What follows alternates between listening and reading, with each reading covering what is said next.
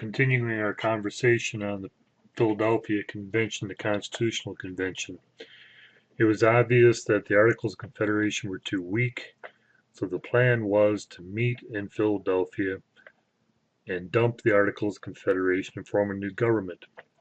Of course, these delegates met in secret. If the people had known what they were doing, they probably would have been dragged out of Independence Hall away. But leaders such as James Madison and George Washington felt that a new government needed to be formed. So the Constitutional Convention asked for delegates from the 13 states. They took within the lessons of experience. They'd had many years of self-rule in the colonies. They had many years of state constitutions such as Pennsylvania, which they felt was too strong, probably too democratic. Massachusetts had a state constitution that was too weak, but less democratic. Most important single event probably that got delegates to the convention was Shays' Rebellion in Massachusetts, whereby farmers intended to take over the state government. There was no army, no military to put down the rebellion. They had to call out the state militia, but it convinced the leaders in the states that a new government had to be formed.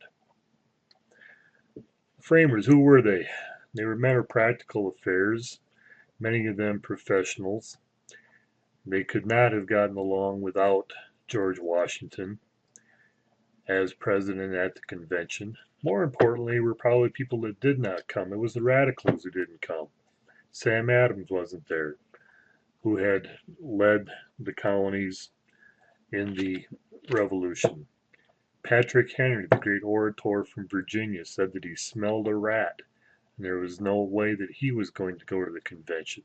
Rhode Island refused to send any delegates, so in actuality the convention is illegal since all 13 states are not represented. The intent was to write an entirely new constitution under Lockean influence of a limited government to protect life, liberty, and property. Doubts that popular consent could guarantee liberty because they realized that with popular consent that they were very afraid of what they called a mobocracy. Too much democracy would allow the people to be radical. Need a strong government for it, but one that would not threaten liberty. Democracy of that day was not the solution. Democracy had come from the idea of direct democracy on the old New England town meetings, and that wasn't going to be a solution, nor was aristocracy with rule by the landowners. What they needed was a government with constitutional limits, which could not be a guarantee against tyranny. So this to come from England that had a constitutional monarchy. They needed to find a delicate balance among these three ideas. So the challenge became in Philadelphia.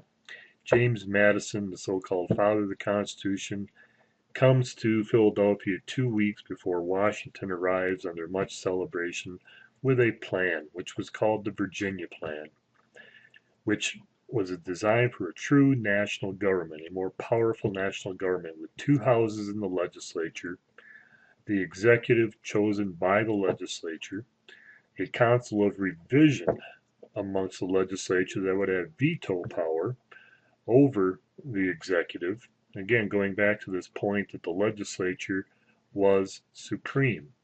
But most importantly was the idea that one house would be directly elected by the people, going to the point of trying to extend democracy. They argued that point, the Virginia Plan being on the table at the convention, but of course the small states were not going to put up with such a plan. Under the Virginia Plan, states with more value like Virginia, Pennsylvania, New York, South Carolina would control the government. So what they did was William Paterson presented a plan to just amend the articles, proposed one vote per state regardless of size or value, and the New Jersey plan, of course, protected small state interest. They argued and argued over that point, went back, rewrote some of the points about Article 1, Section 8, giving powers to the government. Section 9, powers the government did not have. Section 10, powers given to the states.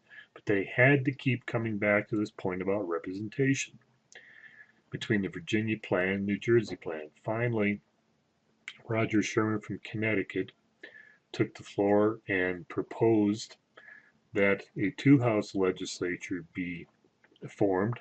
The House of Representatives based on population, but the Senate would take their cue from the New Jersey plan, giving 2 members to each state in the Senate regardless of size. The Senate would be a check on the House and vice versa. Madison insisted that that would not give enough power to those states that were going to contribute to the national treasury. So another part of the Great Compromise, which many people forget, is that spending bills had to begin in the House, where large states controlled and the people voted. It reconciled differences of big and small states. The compromise became part of the Constitution.